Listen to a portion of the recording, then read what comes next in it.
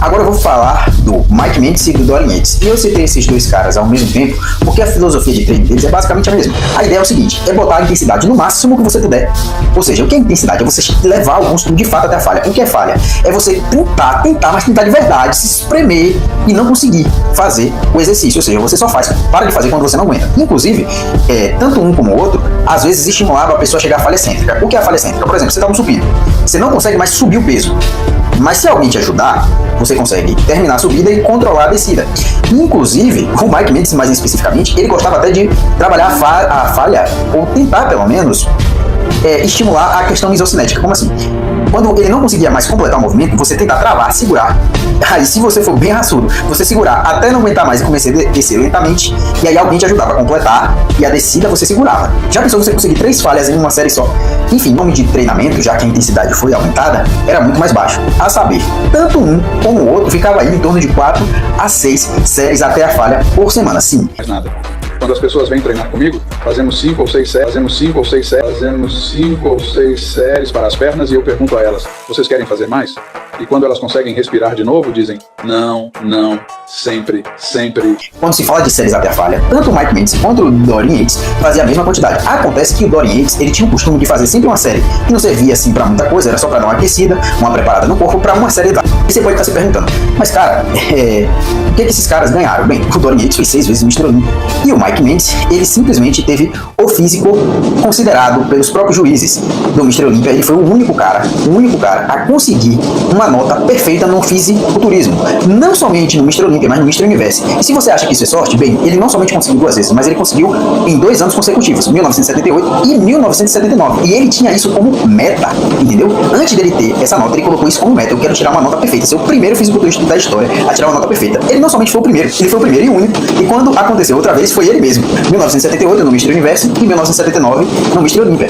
Inclusive, esses 2 campeonatos, que eram mundiais, eram de diferentes federações. Então ele conseguiu tirar essa nota perfeita em 2 federações diferentes, em 2 campeonatos mundiais diferentes, em 2 anos consecutivos, em 2 anos seguidos. No Mr. Universe, ele venceu. No Mr. Olympia, mesmo tirando a nota perfeita, ele não venceu. E sobre esse assunto de tirar a nota perfeita e não vencer, sobre essa questão aí dos juízes do Mr. Olympia, então, eu pretendo comentar isso lá no final do vídeo. Mas o Dorian Yates, sim, ganhou 6 vezes o Mr. Olympia e começou a se contundir, coisa que não aconteceu com o Mike Mendes, por exemplo. Ganhou quase a mesma quantidade de Mr. Olympia que o Arnold, que ganhou 7. Aí você pode perguntar, tá faltando respaldo científico, porque até agora você disse que isso deu certo com eles, ok, já aceitei, mas e o respaldo científico? E se você soubesse que é o que tem mais respaldo dentro da ciência, justamente esse tipo de treinamento? Tem aqui uma revisão sistemática e meta-análise que mostra justamente isso. O que é uma revisão sistemática e meta-análise? Isso aqui é o melhor tipo de estudo que você pode ter. Por quê? Porque ele pega vários estudos do assunto, e aí ele pega as metodologias do estudo e eleva. Por exemplo, nesse caso aqui, era o seguinte, só vai poder ser avaliado se a massa muscular dos participantes tenha sido medida por ressonância magnética. Se foi outro tipo de coisa, não serve. Isso é já para deixar o nível do estudo alto. E o que acontece? A conclusão desse estudo foi que de 4 a 10, 12 séries máximas por aí, seriam boas para hipertrofia. Você chegaria no topo da hipertrofia. Aí você fala, pô, mas de 4 até 12, ou de 6 até 12, ou de 5 até 10... É muita coisa, mas é o que acontece. No estudo foi como se a hipertrofia fosse aumentando até 5 séries. A partir de 5, você fazer 6, 7, 8, 9, 10, não aumentasse a sua hipertrofia, mas também não te prejudicasse. Você não passava a ganhar menos. Passando de 10, indo para 15, por exemplo, mais que 12 séries, o que começava a acontecer?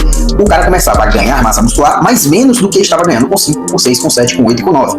Ou seja, os estudos científicos dão a entender que justamente que Dorian Yates e Mike Mendes estavam corretos. 6 séries semanais parece ser o ideal para otimizar os ganhos. E alguns tentam até fazer 10 séries semanais. Acontece que quanto mais para cá você está, mais próximo do overtraining, em longo prazo, depois de 3, 4, 5, 6 meses de treinamento, você está. Então eles sempre conservavam um volume mais baixo, e se tivesse que aumentar a intensidade, por exemplo, o Mike Mendes gostava muito de fazer bisets, drop sets, rest pauses, uma renca de coisas que tem base científica e que realmente aumentam a intensidade do treinamento. Inclusive tem um outro estudo que mostrou justamente isso que eu tô falando aqui agora. 2, na verdade. Um feito com mulheres e outro feito com homens treinados. É do Barbalho.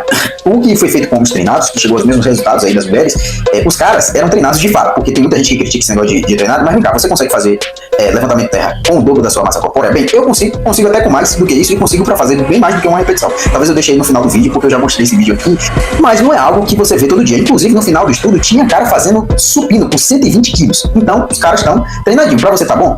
Pra você tá bom? Ou os caras não são treinados? Enfim, tem gente que eu acho que até com suco não consegue chegar nisso, né? Vamos lá. O que aconteceu com esses caras? Sim, os caras se deram melhor com 5 séries até 10. Só que a diferença entre 5 e 10 séries foi praticamente nada. Para ficar mais bem esclarecido, teve um grupo que fez 5 séries, um que fez 10 séries, outro que fez 15 séries e outro que fez 20 séries semanais. O grupo que fez 5 e o grupo que fez 10 teve os melhores ganhos. Porém, não teve grandes diferenças entre fazer 5 séries ou 10 séries. Praticamente ganharam a mesma coisa de massa muscular. Quem fez mais do que 10, como 15 e 20, foi quem tiveram os piores ganhos. E 20 foi pior que 15. Aí 15 foi pior que 10 e 10 foi igual a 5.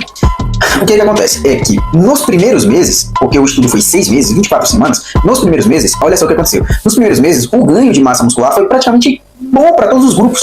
Acontece que depois de 3 meses, quando normalmente se estabelece um platô no ganho de massa muscular, a galera que estava treinando 15 e 20 séries começou a perder massa muscular. Já a galera que estava fazendo 5 ou 10 continuou ganhando massa muscular. O que leva a gente a pensar que talvez muitos desses estudos aí que defendem um alto volume como bom, seja porque a duração do estudo foi curta, entendeu? Agora, basicamente foi um estudo de meio ano de treino, né? Enfim, a galera era fortinha, né? 120 quilos para 10 repetições. Você acha que é pouco? Falando disso aí, agora vem os fisiculturistas naturais.